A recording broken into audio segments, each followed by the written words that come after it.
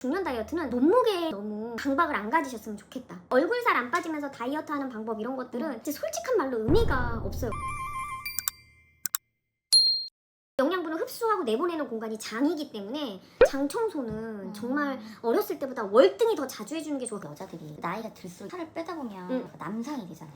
그건 살을 빼서가 문제가 아니라 그건 어쩔 수 없어요. 에스트로겐이 없으니까. 그런데 이제 운동을 잘못해서 체지방을 무리하게 빼고 근육량을 올리면 남상이 빨리 되죠. 복구할 수 있는 방법 없는 거예요? 끝난 거죠. 남자로 살아야 되는 거. 그렇죠. 그러니까는 여러분들한테 제가 20, 30대 함부로 바디 프로필 찍으면서 이렇게 너무 챌린지 하듯이 체지방을 너무 적게 유지하지 말라고 하는 이유가, 여자들은요 애초에 남자랑 다르게 적당량의 지방을 몸에 갖고 있게끔 프로그래밍이 되어 있습니다. 근데 그거를 너무 살이 없어도 임신이 안 되는 것처럼 어느 정도의 체지방량이 있어야 되는데 그걸 한계치를 벗어나서 다 빼고 그 다음에 그 공간을 이제 근육으로 채우거든요. 근데 근육은 사실은 남성 호르몬 쪽이 강화해서 여자들은 아무리 운동해도 남자들처럼 근육이 안 만들어진다라고 얘기를 하잖아요. 근데 그게 중년 이후에 아니면은 나이가 들어있는 상황에서 안 그래도 이제 방어할 만한 에스트로겐의 방어벽이 약한 상태에서 호르몬을 빨리 없애려고 하는 행동으로밖에 저는 안 보인다는 거죠.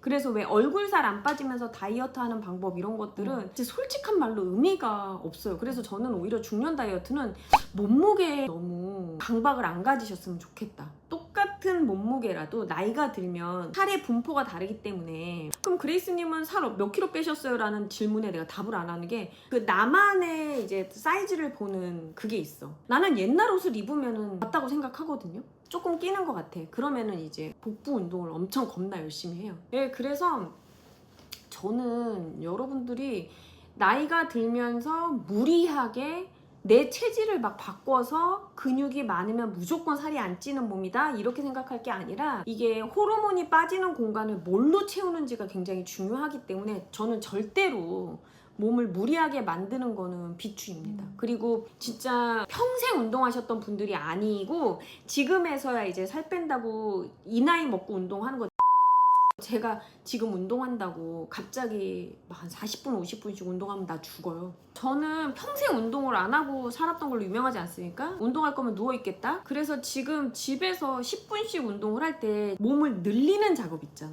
나이가 들면 계속 줄어드니까 이렇게 접힌 부분 풀어주는 걸로만 우선 일단 해도 텔레비전 보면서 한 10분은 하더라고요. 내가 원래의 몸 상태로 돌아가는 작업을 해주시는 게 더 중요해요. 빨리 걷는 거 아니면 운동이 안 됩니다. 이걸 뭐 몰라서 얘기를 안 하겠냐고. 전문가들 겁나 많잖아요. 그런 것들을 얘기를 하는 게 아니라, 내가 적어도 물만 먹고 살이 찌고 한 15kg 이상을 쪘다 뺐다 하셨던 분들은 사실은 몸은 정상은 아니라고 봐요. 그래서 이런 분들은 집에서 아침 저녁으로 팔뚝살 따지는 방법 이게 아니라 그냥 접힌 데를 펴주시는 거를 해주시는 걸 추천드려요. 그래서 지금 저도 이 겨드랑이 막 때리고 뭐 이런 걸 떠나서 정말 이렇게 어깨 피고 허리 피고 고관절 풀어서 해주는 거, 그런 것만 한 100개씩 해주고 있어요. 부위별로.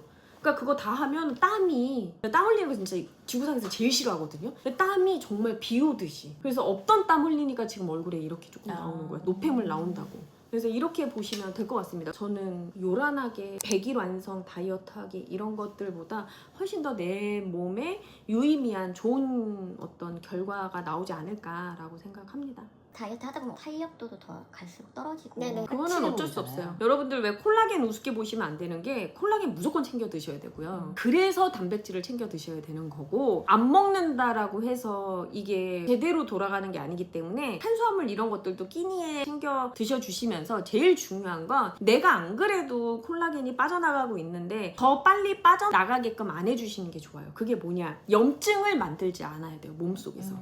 그러니까 내가 만약에 떡볶이를 먹는다고 쳐. 떡볶이를 안 먹을 수는 없어요. 떡볶이 안 좋아하는 여자들 거의 없잖아요. 그럼 떡볶이 같은 걸 먹어. 그럼 몸속에서 빨리 나가게끔 해주는 게 좋아. 빨리 소화돼서. 소화가 좀 천천히 되거나 아니면 내가 위가 좀 안 좋다 이러면은 그런 것들을 보호해서 내가 떡볶이가 내 몸속에 남아서 그 탄수화물의 독소가 몸속에 남아있지 않게끔 해주는 게 좋아요.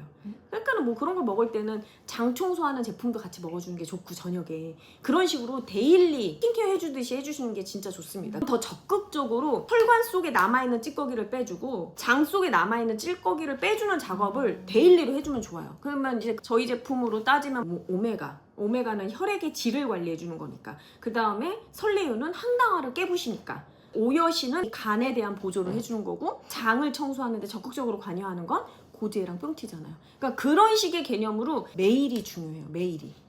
네. 그러니까 하루 잘못하면 한 일주일 고생한다고 보면 돼. 관건은 매일매일 디톡스. 맞아요. 하잖아요. 매일매일이 진짜 중요하고 매일 그만큼 사용했으면 거기는 반드시 케어를 해주세요. 중년의 다이어트는 절대로 조바심을 이루면 안 되고요. 똑같이 돈을 들여도 20, 30대만큼 절대로 효과를 보지 않습니다.